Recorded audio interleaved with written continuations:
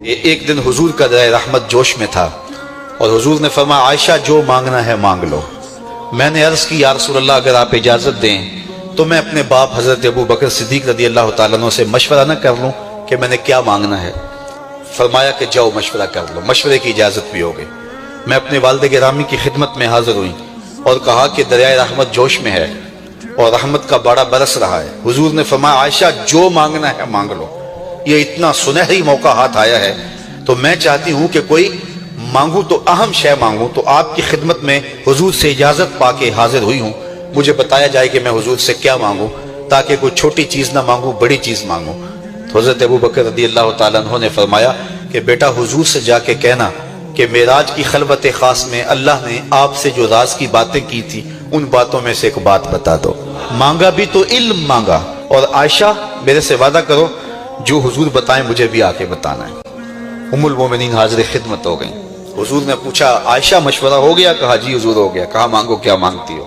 کہا حضور معراج کی خلوت خاص میں جب اللہ کے حضور حاضر ہوئے رب نے آپ سے راز کی باتیں کی تو ان باتوں میں سے ایک بات بتا دیں۔ حضور مسکرا پڑے۔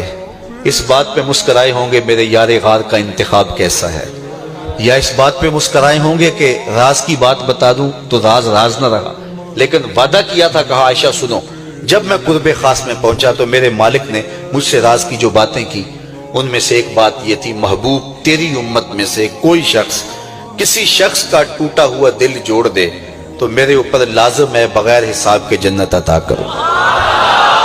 ام المومنین بہت خوش ہوئی اور اپنے والد گرامی سیدنا ابو بکر صدیق رضی اللہ تعالیٰ عنہ کے پاس آئیں اور ساری کہانی سنائی۔ بہت خوش تھی، لیکن حضرت ابو بکر صدیق رضی اللہ تعالیٰ عنہ نے سنا تو رونے لگے۔ تو ام المومنین سیدہ عائشہ رضی اللہ تعالیٰ عنہ نے عرض کیا میرے والد گرامی یہ بات رونے والی تو نہیں ہے، ہم بسا اوقات کسی دکھی کے کام آ جاتے ہیں، کسی کا دکھڑا بیٹھ کے سن لیتے ہیں، کسی کے کام آ جاتے ہیں، یہ تو بخشش کا بہانہ ہاتھ آ گیا اور آپ اس پہ رو رہے ہیں۔ تو فرمانے لگے عائشہ اس کو معکوس بھی پڑھو، تصویر کا دوسرا رخ بھی دیکھو۔ اگر کوئی شخص کسی کا ٹوٹا ہوا دل جوڑ دے تو بغیر حساب کے جنت میں جائے گا، اس کا دوسرا رخ یہ ہے اگر کوئی کسی کا دل توڑ بیٹھے تو سیدھا جہنم میں جائے گا۔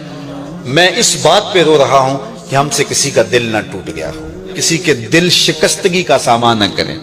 ٹوٹے ہوئے دل جوڑ سکیں تو ضرور جوڑیں، اور کسی کا دل توڑنے سے ہم گریز کریں اور اپنی زندگی کو ایک خوبصورت پیرائی کے اندر گزارنے کا ارادہ کریں۔